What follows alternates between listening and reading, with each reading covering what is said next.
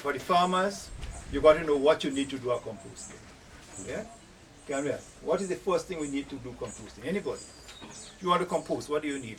Material. You need Okay, material. Right. Yeah. And you have a lot of that. You have a lot of that. The feedstock is one of the key elements that you need. Okay? Because a lot of people have the feedstock, but they don't have the knowledge how to do it. But if you have the knowledge and you don't have the feedstock, you still can do it. Because of the cost of composting, it'll be difficult or very costly for somebody to go that far to collect feedstock and come and do composting. Although it's probably worth the while because you have a good material to supply to your farm. But it's always important to have feedstock. And when you're designing your composting, you've got to determine what level of feedstock you have. Feedstock is the material you're going to put in the composting. Okay? That's one thing. So you have to decide, do I have a composting bin only?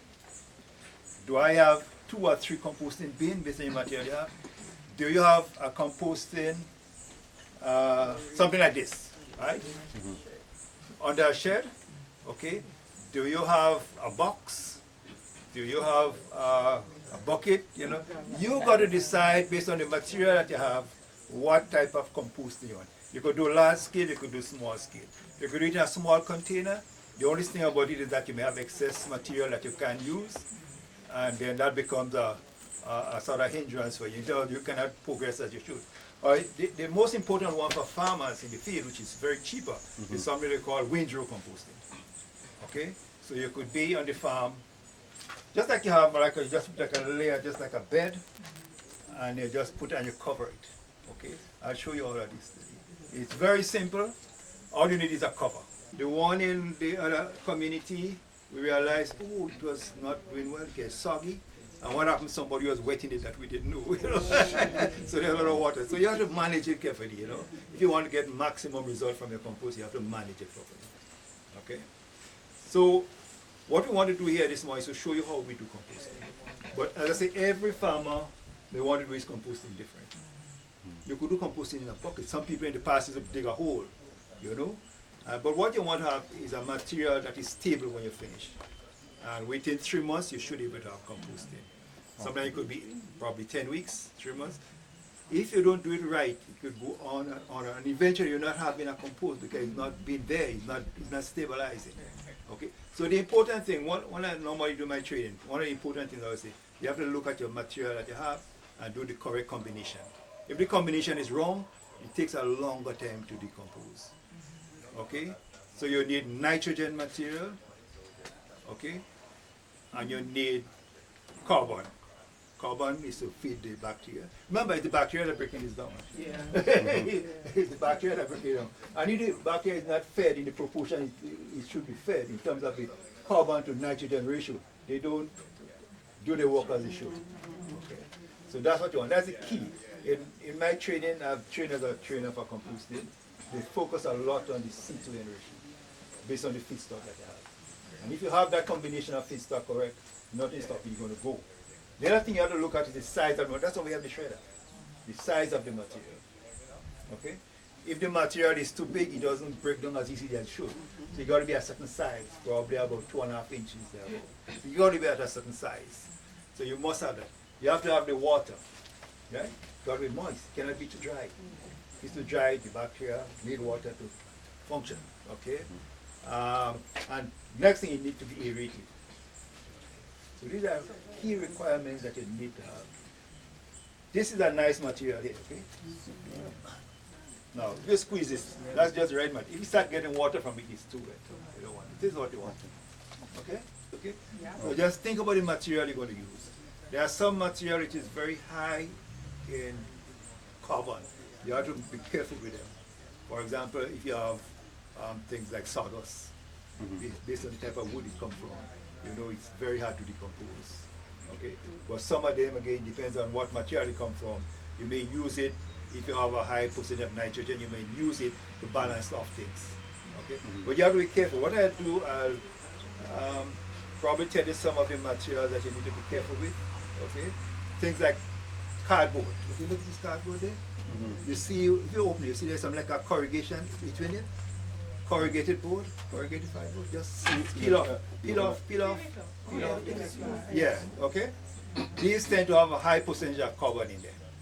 Okay, so when you're doing cardboard, you have to be conscious about the amount you put in the material. Because if your nitrogen doesn't match in the ratio that you would like it to because of the level of amount of cardboard that you have, the progress of the decomposition of the material will be slowed down. Okay, so these are the kind of things. Just focus on the material. We have the right set of materials here.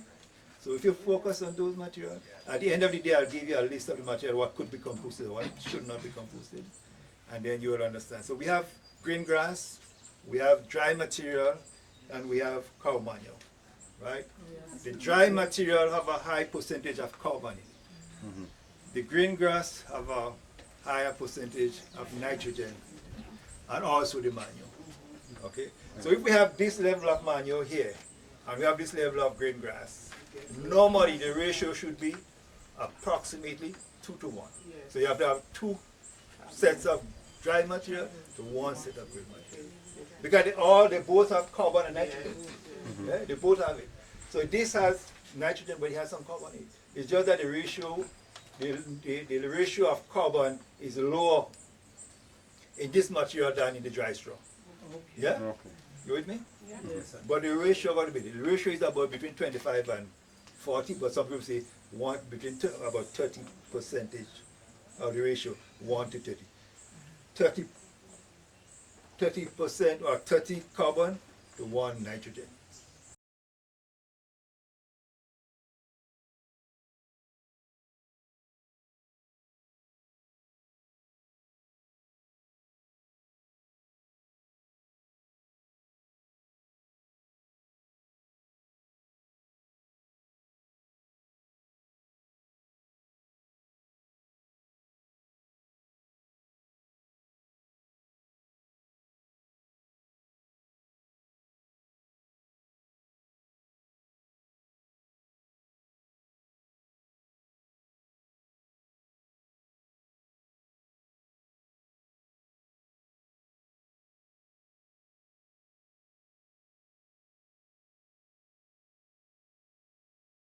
When the product is completed, the compost, is there NPK reading for it?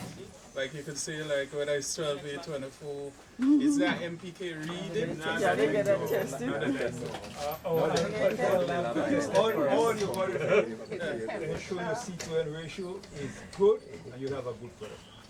Once it's finished decomposing and decomposed properly, you have that level of nutrients. But if I want to do a commercial product, we could test it. Basically, what we do, what we do in EPF, we send the feedstock to test. So you know what the feedstock is like. And that's you want to make your compost, you know that kind of. Is there a pH reading for this as well? You could do a pH, yes, you could do a pH. You want the pH to be kind of neutral, you could do that. Because like seaweed, I know seaweed is 232. Yeah, you could do a pH test. Basically the pH and the temperature, you could do a pH, and the water, the moisture, you need to test it.